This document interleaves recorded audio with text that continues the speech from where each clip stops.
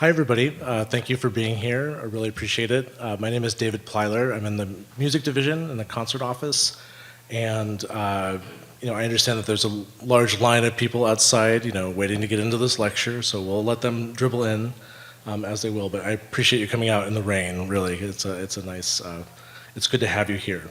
The context for this talk is that we have the Talked Trio, not the Talk Trio, but the Talked Trio, for 2 concerts in a row, which is, were any of you able to come last night?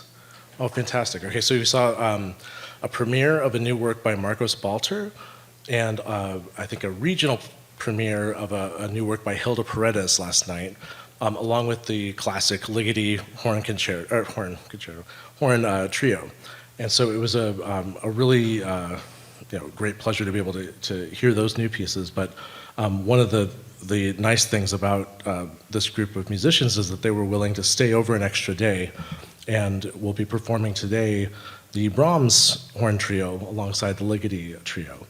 This is important to the Library of Congress because we happen to have the holographed manuscript of Brahms' horn trio. And so the talk today will just be kind of going into a few different things to think about with respect to these 2 pieces that you may already know and you may not know, but they're just kind of different ways to approach these pieces that are a bit unusual in different ways in the respective oeuvres of the composers. I do have to say that there will be some, we will be have some divided attention at times with a few things about, strangely enough, the viola coming into play in this, but we'll get to those in just a minute. First of all, we're going to talk about the valved horn versus the natural horn. So Brahms' horn trio was written for the natural horn. And what this means is essentially that it didn't have any valves. It was just a tube. And so we're not going to go into detail about how harmonic series works and things like that, but basically the idea is that if it's in a particular key, it would have kind of a fundamental tone that is very clear, and then you'd have a series of pitches above it that are very easy to make happen. Well, not necessarily easy, but depending on how the horn player manipulates the sound, you can go up and down it pretty easily. And as you get higher into that range, some different things happen with the tuning that is not exactly the same as the type of tuning that we might expect in a kind of a well-tempered, equal-tempered sort of situation.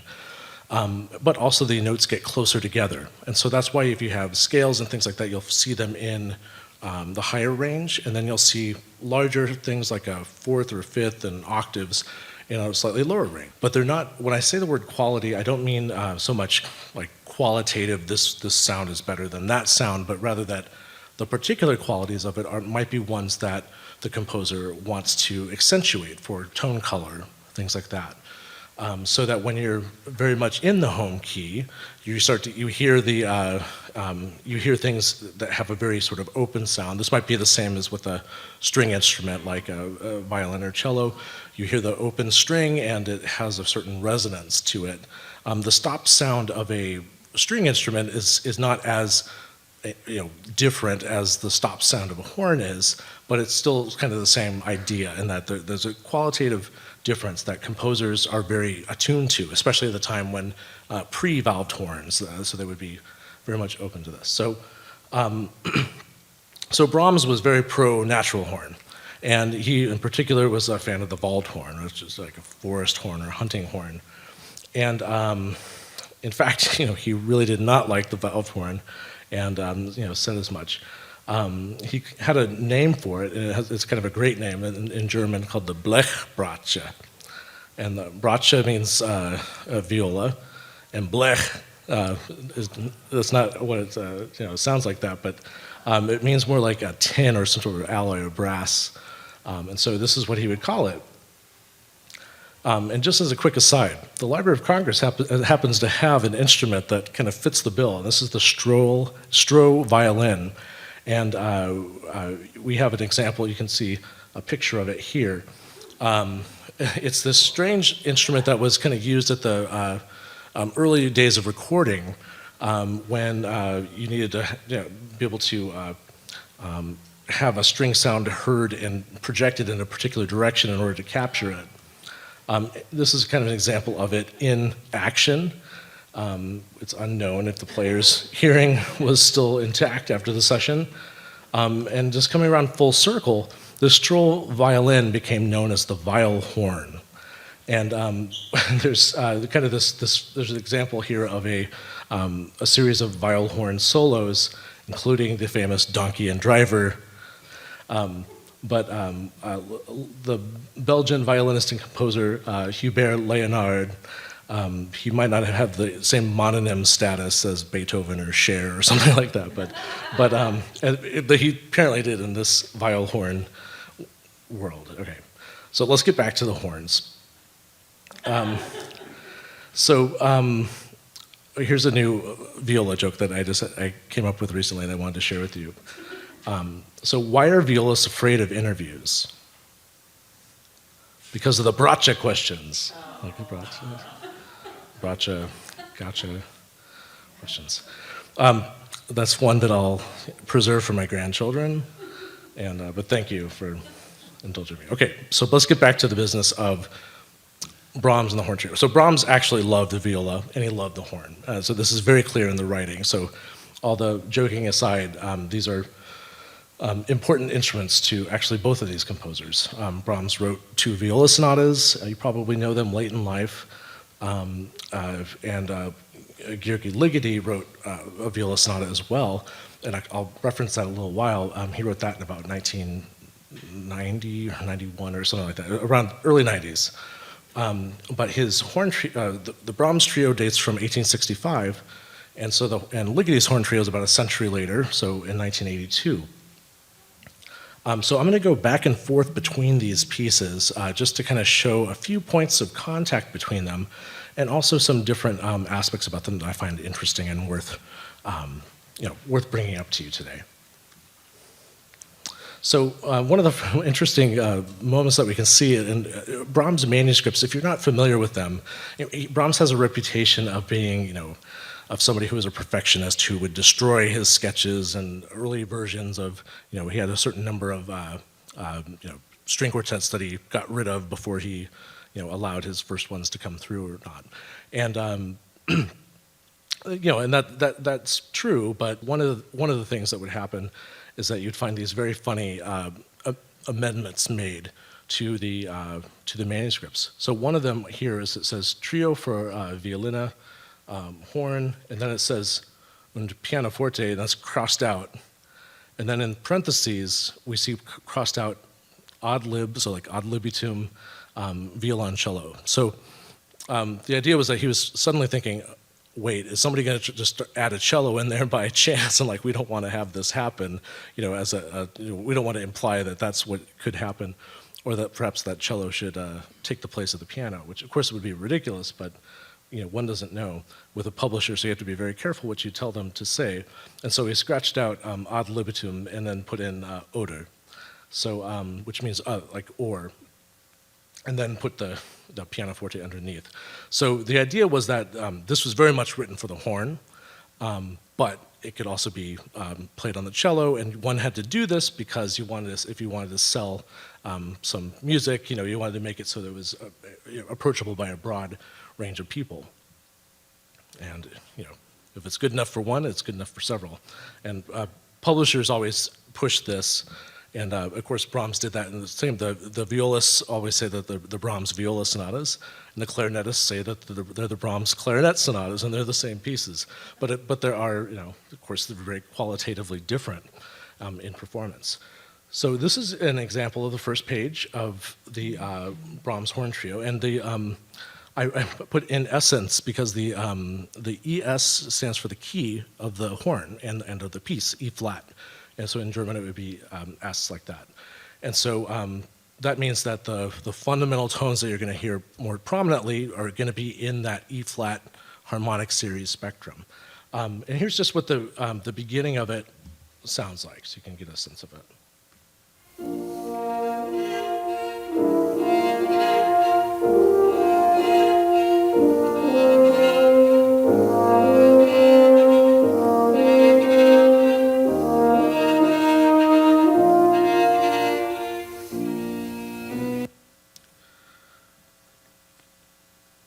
So the let me just go back to that previous one. So the one of the strange things about this piece is that it has a very like kind of unexpectedly slow initial tempo. That performance is on the particularly slow side as well, but it's also the main activity is happening on the offbeats. So it's happening on the second beat. The melodic line is still kind of structured like a typical melody would be, but the other things that are happening, are not quite what one would expect at the beginning of a chamber music piece by Brahms. And this is one of the things I really like about this piece is that it doesn't fit in with exactly what our expectations are of Brahms, because by this time he had produced a pretty weighty volume of chamber music and he was becoming well known for his quality as a chamber music composer. So that's already something that's a bit off, and that's just something I want you to remember and keep in mind when we look at some of these Ligeti components, because it's in some ways it's the same principles of dealing with expectation, listener expectation, that are just being dealt with a particular 19th century ear and then a 20th century ear, in terms of what at the time that Ligeti wrote his horn trio, he had already produced this large body of orchestral works and things that were quite you would say are modern works, and so his return to this sort of a different era was one that was calculated, like in a good way, not in a craven way, but in a way to be aware of. He knows what the audience is expecting. So if you have a group of people who are expecting a non-tonal sort of concert, then if you suddenly give them a tonal experience, or at least a series of triads that they might recognize, then that's going to play with their expectations. So composers knew their audiences. So Ligeti was not working with a natural horn when he was writing his. So he's working with a valved horn.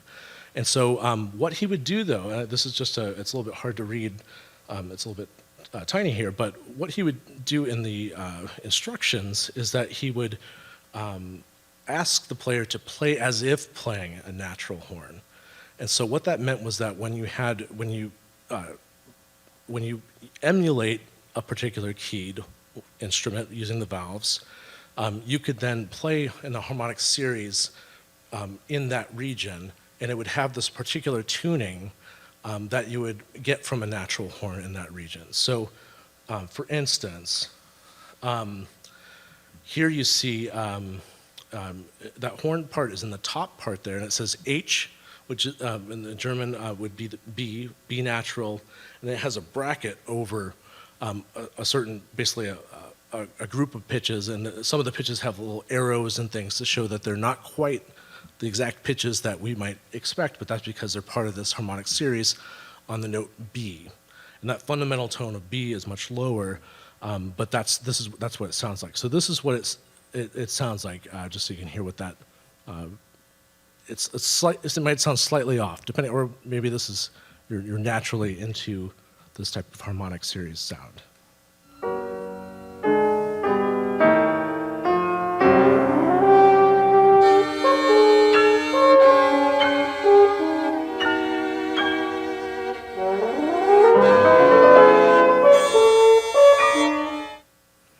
So that was, you first heard one in B, and then you heard another one that didn't have the example on the page, but he'll indicate another key that you're supposed to sound. So it's a way to kind of evoke that world of the natural horn.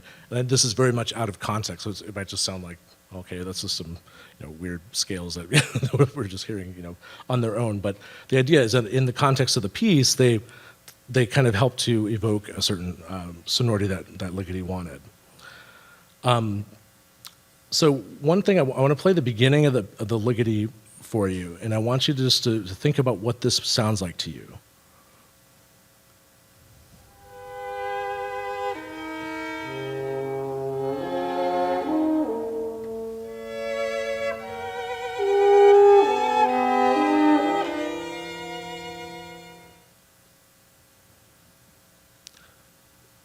Anybody recognize that opening in the violin? Does it sound? It's the idea there is that there's two things that it could be invoking, and those are basically hunting, the idea of hunting horns, but inverted. So this is the idea that you have the wider intervals on the bottom, and then as they get higher, they'll come together. And if you heard like Weber or, a classical composer, romantic composer like that, they would have these types of horns would represent, the hunt, and they would be that, but they would be the opposite of that. At the same time, they also represent something else, but I'll get to in a moment. But one thing that's very interesting here is that there are some thoughts going on about why he's giving durations the way he's giving them. So it's actually a little bit small on my screen, so I'm trying to see exactly what I'm talking about. But the number of beats or the number of notes of a certain size within each instrument are kind of carefully controlled to be either equal or part of a series that then either gets repeated or manipulated in some other way. So you can see in the top part, it's that the tied note. If you were to count those beats of eighth notes, then you would find them to be the same number across each of the first three chords that the violin plays. And then in the horn part, he's using the triplets in the same sort of a way. It has to be the number of triplets that you're counting. They're not equal in this case, but they're just trust me that there's a way that he's thinking about this. And this comes out of a period in Ligoti's output and thinking about in the 70s when he would produce these works that use things like additive rests or additive rhythms that would come into play, where you'd have an idea, you'd play a note, and then you'd take a 16th note rest between it. Then you play another note, and then you'd play an eighth note rest, so twice as long of the rest.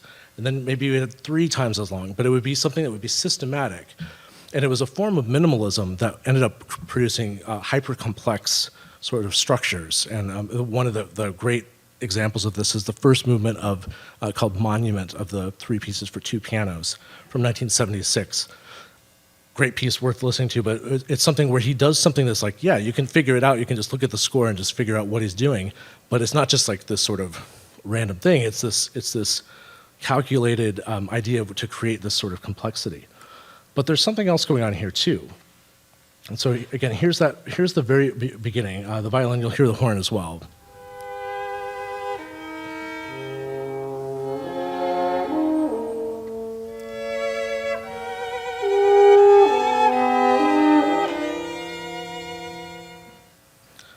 So compare that to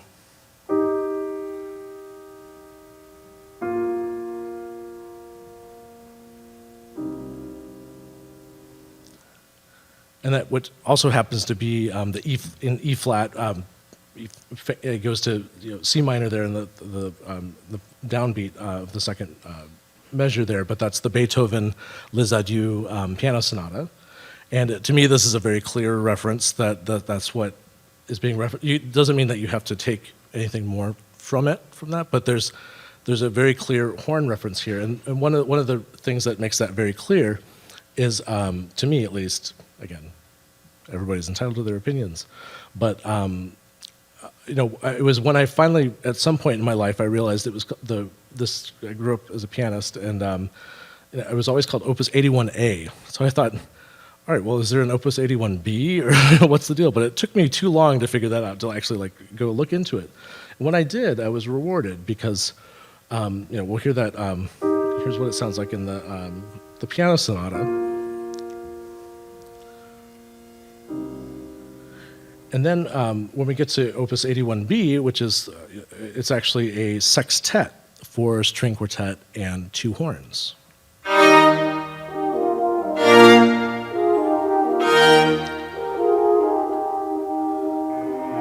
So, very nice piece. I'd heard it separately, but I hadn't put it together that it was Opus 81B. And it just happens to be that those horns are playing the exact same pitches as the opening of the Les Baveux or the Les Adieux sonata.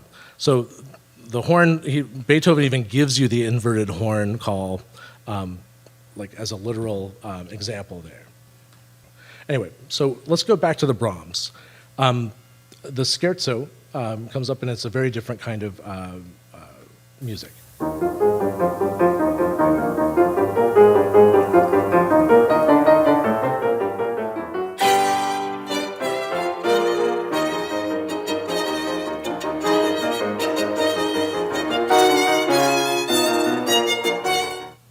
Now, one of the things, the reason again, I know it's very small, so it's hard to really hear this, or sorry, see this in a way. But there's an element of Brahms' manuscripts that I think are funny, which is that he clearly wants to be done with doing this. This is a fair copy that's meant to be done. He already knows how the music goes. This is the part of composition, especially at this time, that's laborious. It's the end stage. But you have to do it in order to get it to publication or to get it to the players if they're going to be playing from manuscript, which is also something that plenty of people did. But because of that, you'll see things like his staccato markings, which are the little dots that go over the notes. He just gives up on them after a couple of measures and says, okay, you should be able to figure out that I want these on everything. There's not going to be, but of course then, musicologists down the road will be like, wait, maybe he didn't want them.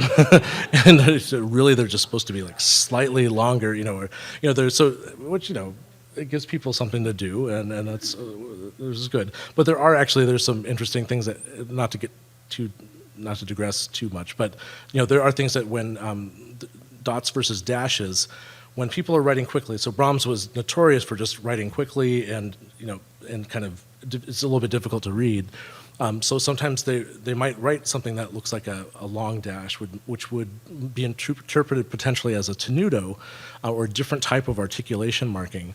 And Beethoven had the same problem, and sometimes it's very clear there's been some studies done where he actually did mean some very different things with them, so it is worth double checking and making sure, but usually it's just that they wanted to get through it and get past kind of the laborious part of it. And what's interesting about this manuscript that we have at the Library of Congress is that it is a fair copy, but then there's this part where he goes off into a different area and he just crosses it out and he realizes that's not where the music was supposed to go. And so he crosses, the horn is doing something and he's like, okay, whoops. So anyway, that's the second movement, all I wanted to say about that. But the Ligeti, as you saw with that reference to the Beethoven, Ligeti said that it has more to do with Beethoven than it does with Brahms. I take that with a grain of salt because I think it was that he was being pushed to make it a Brahms piece, and he didn't want to just quote Brahms and do something for this commission. I think it was more that he just didn't want to be pushed around by a commissioner. And so there are certain elements of his work that really remind me of Brahms, in particular with the rhythmic and metrical sorts of discomfort that come into play, or tension of being not quite clear what's happening. But there's another kind of amazing thing that he pursues that has a certain Brahms relationship, and that's his perpetual motion ostinato sort of idea. And you can also think of this as a chaconne or a passacaglia. And the passacaglia was famously used by Brahms in the conclusion of the Fourth Symphony, as a kind of a throwback to another way to organize music. It can also be just a simple variational device, but in Ligeti's case, in this particular work, you hear it suddenly explodes the world of Ligeti's music into something that looks kind of kaleidoscopically backwards and forwards. If you know his output, and it becomes the horn trio becomes suddenly a window into these different things, and it's a very exciting thing to realize for the first time if you're unaware of it. So I'll tell you about a few of those connections that come to fruition in this second movement. So here's what this section that we're talking about. What I meant by ostinato is a repeating pattern, and what you'll hear, this has something to do with what I just mentioned with chaconne and passacaglia, but also has to do with his interest in African musics. And so here's what this sounds like.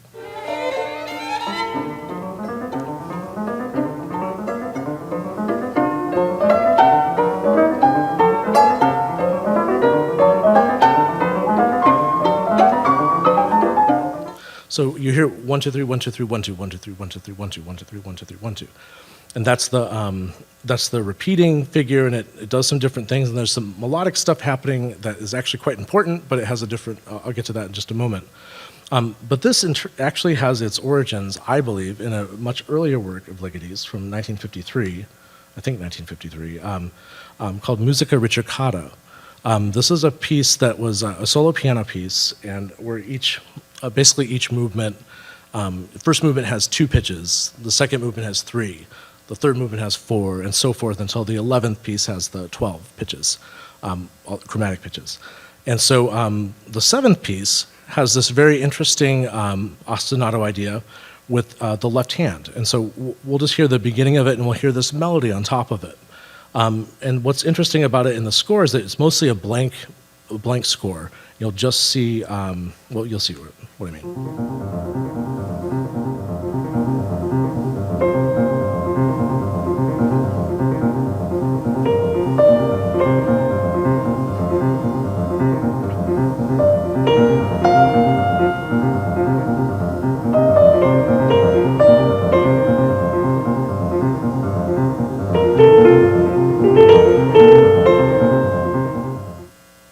So this is actually a very adventurous piece for, he was not in a position yet, not having left Hungary when he wrote this work, to be able to write in a kind of sort of the way that he, I think, was aching to at the time. But what you hear is an idea that left hand, you just get it going, and then it just keeps going on its own, while then the right hand plays a melody. Now that's a group of 7. He did a transcription of this into the 6 bagatelles for wind quintet, and in that he makes it very clear each part that plays that ostinato idea plays a group of 7, and it becomes a little bit in some ways overbearing. It's like, but the reason he had to do it is because they had to coordinate with each other, and you can't just have unless you had a clarinet or something like that just going ad infinitum, it wouldn't. Apparently, I've heard that clarinets have to breathe at some point. So this is one of the things that comes into play here. But anyway, so this idea would just keep going. So there'd be something going, and then something else would happen. And then this melody continues to do some other things, and then he starts to do things like adding cannons. So this is what that sounds like.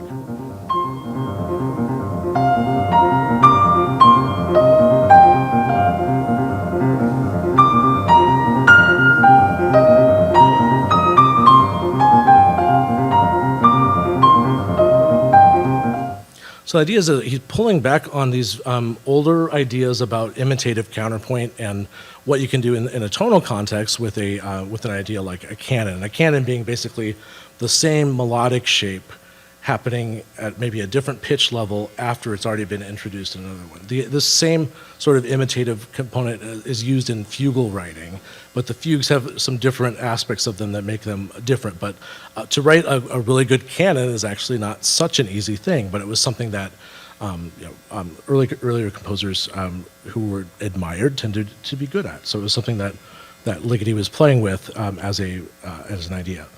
So there's something else going on here that I'll get back to that ostinato in just a moment, but there's even more here.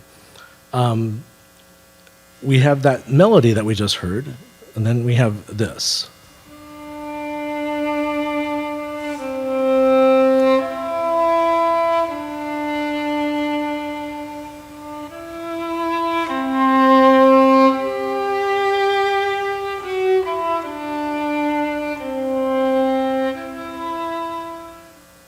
So that should be, you might recognize that from the example I just played. This is a piece that Ligeti wrote about 40 years later. In the early 90s, the violin concerto. That's the violin solo at the beginning of the second movement. He does more with it. We have, one of the great parts of that concerto is that he has these ocarinas, and he has an ocarina choir, and this is what it sounds like.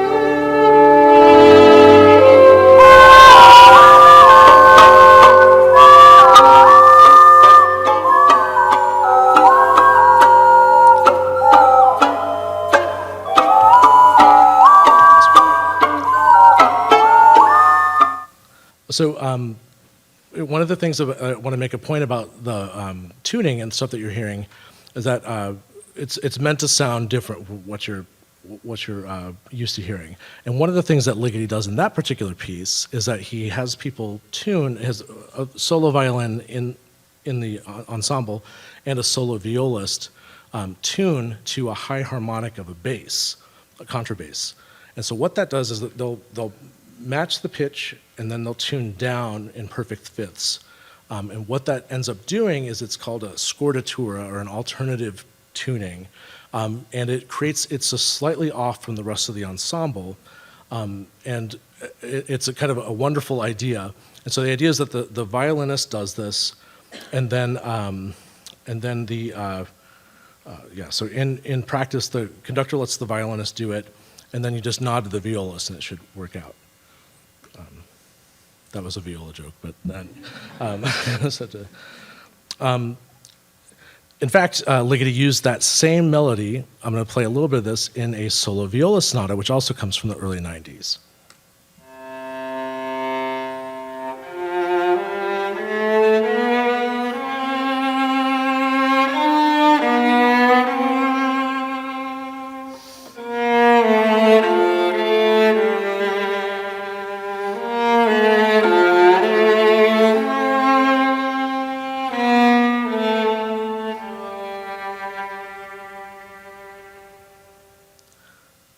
So the melody should be familiar enough just from the few times I've been playing variations of this. He never does the exact same melody, but it's the same idea. It's like variations on it. It's almost like variations from his memory of this melody from early in his life. And actually, there's an earlier piece that has this as well. But this melody keeps coming back and back, and he keeps using it again and again. And not just that melodical the melody itself in terms of the series of pitches in a particular rhythmic kind of context. But again, let's go back to this ostinato from the horn trio. Here's what we're hearing.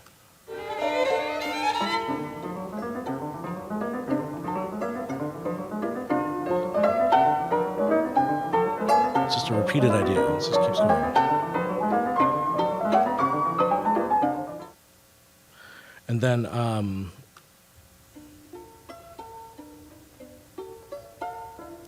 and that's just the violin part. So this, hold on, bear with me as I go through one more thing before I get back to that melody that we were just listening to.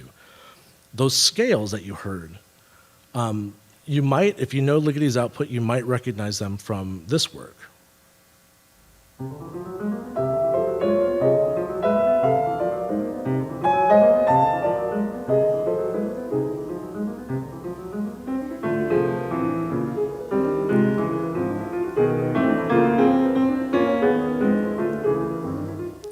Okay, so this is the 1989-ish first book of etudes. Ligeti wrote 18 etudes later in his life, and they're now staples, actually, of the literature. You'll find them, a lot of people find them for good reason. And one of them is that that Ligeti basically had refined them to deal with very specific situations and sounds, and including ideas that he had already worked on in earlier pieces. So you might notice that the biggest difference between that scale that we heard earlier is that instead of 1, 2, 3, 1, 2, 3, 1, 2, this one's 1, 2, 3, 1, 2, 1, 2, 3. So, you know, but it does have an effect on the sound of things, and cumulatively how you hear it and how you hear the fanfares of ideas in the right hand, or you know, depending on where you are in the piece, how it works. So this piece was adapted in this way. And then there's another moment of connection, though, that comes back to the horn trio, and that's at the end of the etude.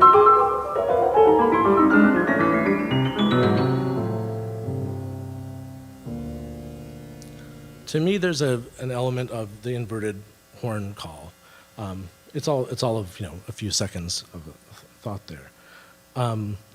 So that if we go back to the melody that we were listening to, sorry, this melody.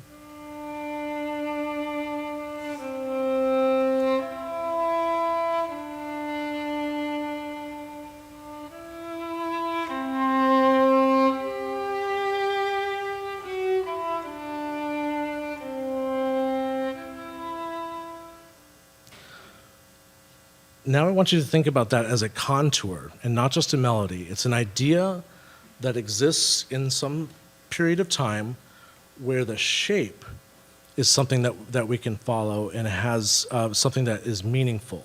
And here's a very, to me, very clear reference to that idea that might sound a little bit different in terms of matching up a melody to it with the horn trio in the movement that we're just talking about with that fast scale that's rising.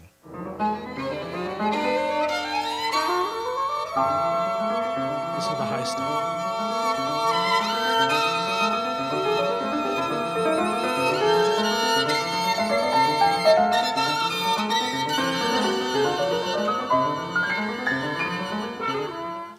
So that high violin stuff is a little bit hard to hear because he has an open A string that's being played. The violinist is playing that open A string while they're playing that super high melody on top of it that is not the same melody as that melody I just played from the violin concerto, but it is actually the same contour and the same melodic profile as the other one.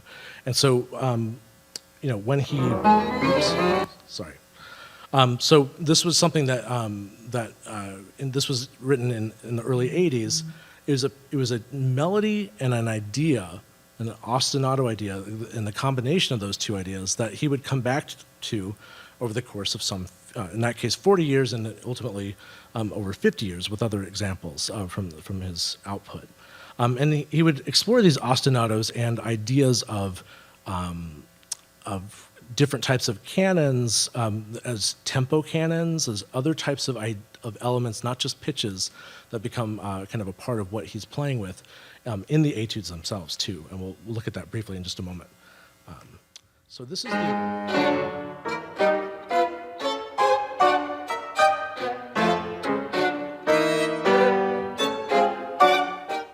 So there, everybody has to play together, and so you can keep an eye on these musicians, make sure that they're doing it.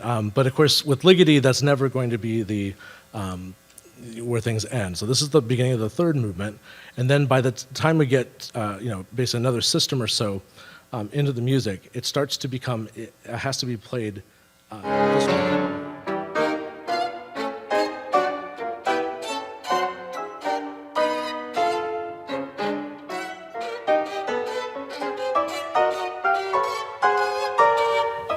So what you hear is precision playing, but you're not sure what's supposed to happen to what. And so you have a dissolution of the beat and a sense of, especially because a lot of those notes are accented. So it's like this element of, and so as performers, you have to really be attuned to what's happening so that you're kind of reacting to each other instead of some, metrical, idea from on high or something like that. In the middle of that movement, he includes what would be called, a cyclical or romantic reference to that Les Adieux idea.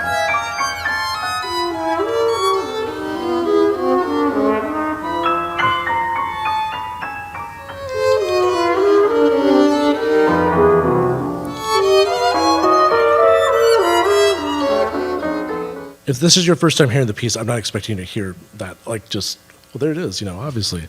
But it is something that it comes through, and if you look at the pitches and stuff, they're drawn from the same batch, as it were, and would be clear. With a composer like Ligeti, you can assume it's an intentional reference. And then at the very end, I think this is just kind of a funny example of how things this is how things develop for Ligeti in this movement.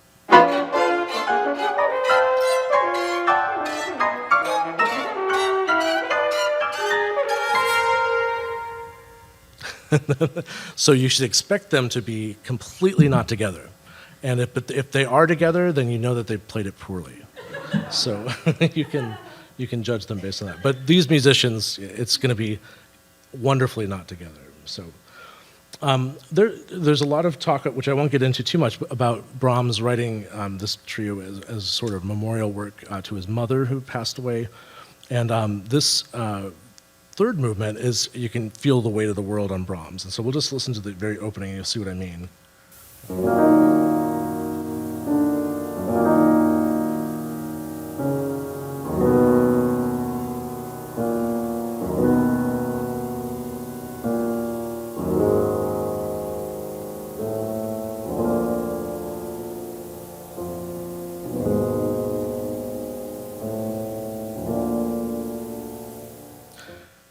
it's a wonderful, you can see it's labeled Adagio Mesto, and it's a wonderful movement that has lots of characteristics, I think, of another Mesto, a Largo e Mesto from a Beethoven sonata.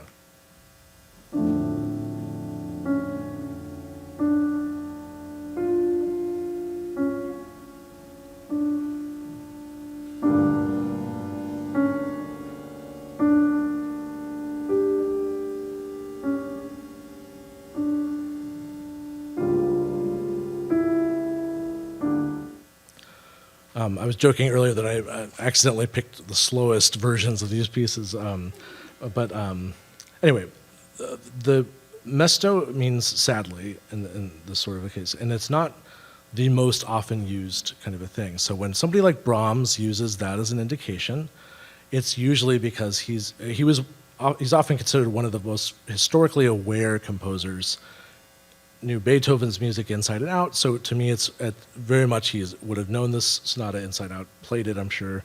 And so to me, there's a drawing on that tradition, I think, that not that he's meaning that it's the same thing or anything like that, but it seems meaningful.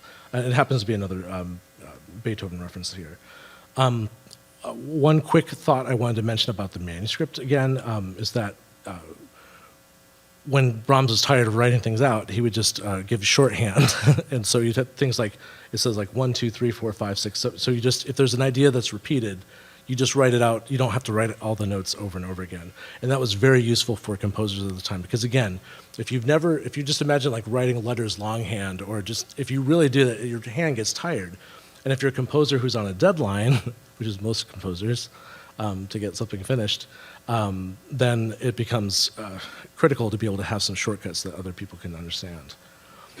Let's see, yeah. So getting into the order is a little bit reversed in the Ligeti in that we don't have the third movement was that march movement I just mentioned, and instead we go to it waits until the fourth movement before things get really kind of on the I kind of consider this a devastating movement, but we can hear the Beethoven in the opening, but here's how we're hearing it now.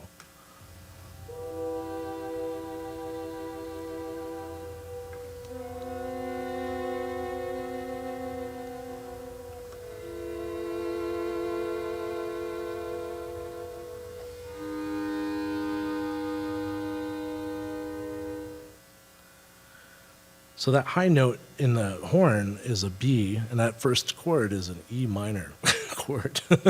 And so it's this sort of unexpected thing, but then you hear those inverted horn calls underneath it with the tritone. That's the big, I should have mentioned that earlier. The tritone is the big difference in the second chord, but we hear that continuing. And so again, this is a romantic sonata cycle trope that Ligeti is playing with. Then we get to, he deals with ways of trying to move things forward, and we have a bunch of different descending scale ideas, and then a reset of that idea, like an intensification of it. Here's an example of that.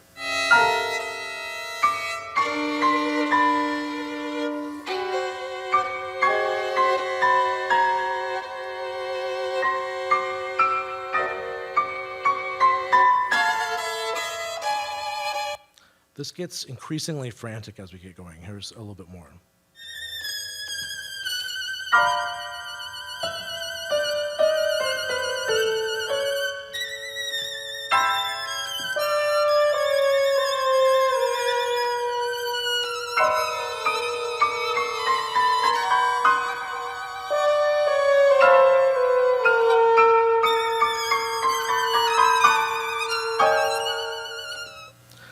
Ligeti would take this idea to new heights when it came to his first book of etudes.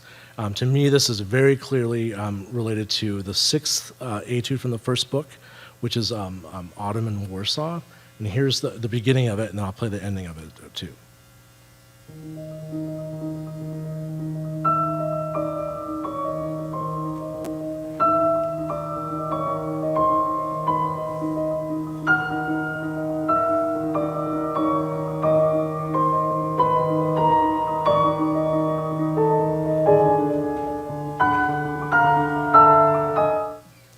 So one of the things that happens, this is where he starts to do these ideas of the durations of the notes themselves become part of the idea of what's being modified as it goes on. So those notes, you start to hear different canons of either the same pitch or some slightly different ones, but they're offset by each other in a very specific way that has to do with the duration that we're hearing the note. And again, in a piano context, that could be difficult to achieve because, and this is what makes it an etude, because you're trying to make a certain register connect the notes of that register, and you're trying to do that maybe in the middle register as well, and then in the bass also. And so eventually these start to get pile on top of each other, and it creates a very complex situation. And here's, for instance, how this ends.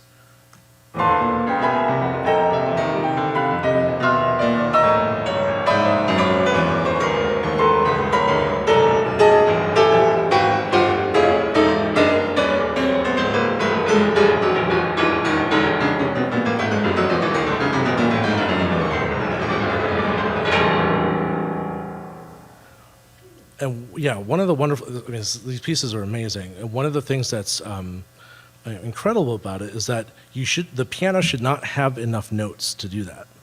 But what it tricks your brain into thinking is that because the scale keeps going up, going back up and continuing just a little bit more, it makes it seem like it's this continuous descent into the very nether regions of the piano. And it is, but it's done as a cumulative gesture that is psychologically terrifying, I think, but extremely effective, and it's something that a lot of people have spent many years copying since then. And that's we look to Ligeti as a source to copy as often as we can. Then when we get to so this is something that's going on in the horn trio, but it is not how things end there. We don't have that giant ending, but we do have a return of that farewell, the Le Vol. It's not the return that we get to hear.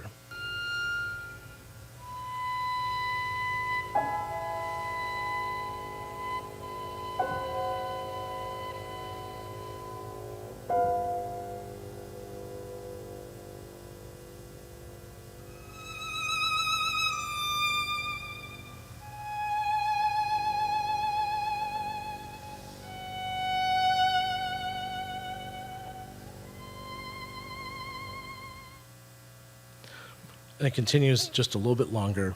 But the idea that I'm trying to just put in your minds to think about as you're listening to this piece is that we have a return of this material that should be recognizable. You don't have to affix a Beethoven reference to it if you don't want to.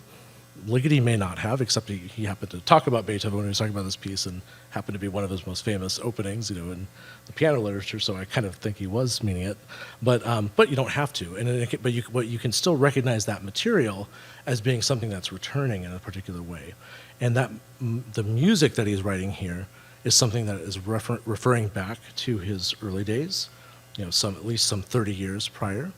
And he didn't know it at the time yet, but it would be projecting forward as well in ways that ended up being incredibly meaningful for the composer and for somebody who, this is a composer I admire a great deal. And so to see the sort of nostalgia in his references to his own output, he's not afraid to, it's just a melody, right? It's like, or it's just an idea that keeps coming back, but it's something that it's still in his head. He can't quite get rid of it. And it's worth hearing, and it's worth writing, and so it's worth listening to and wondering why he wrote that and why he decided to do that, I think.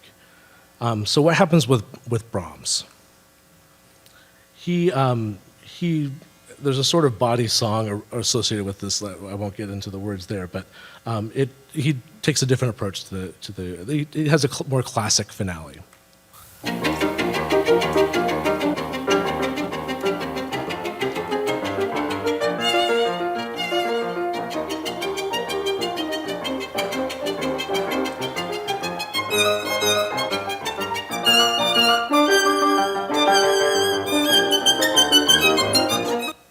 So one other thing I just want to mention about that is that the that what Brahms does there is he gives room for the horn player to have a break.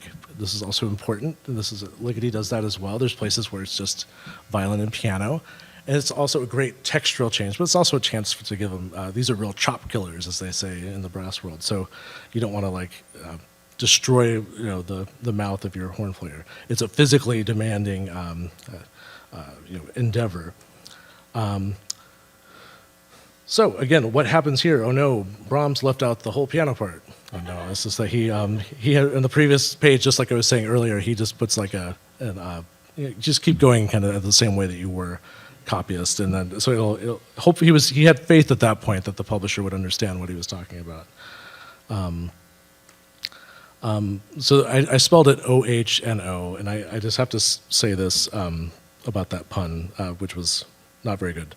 But we know that Brahms in later life never went without this pun, which ona means without. He was friends with a contralto named Hermina Spies. And the way he would always address her as Hermiona Ona O. And that was just a kind of an endearing thing that how he would speak about her. Some people say he was sweet on her, I don't know. But in any case, it was something that Hermiona was the daughter of Helen of Troy, so there was a certain implication there. Anyway, one last thing I want to leave you with is the way that he ends the trio. And one of the things I love looking at the endings of manuscripts is to see what the composer does. And to me, this is like there's a downward line and then a wah. And to me, it's like the equivalent of like a mic drop.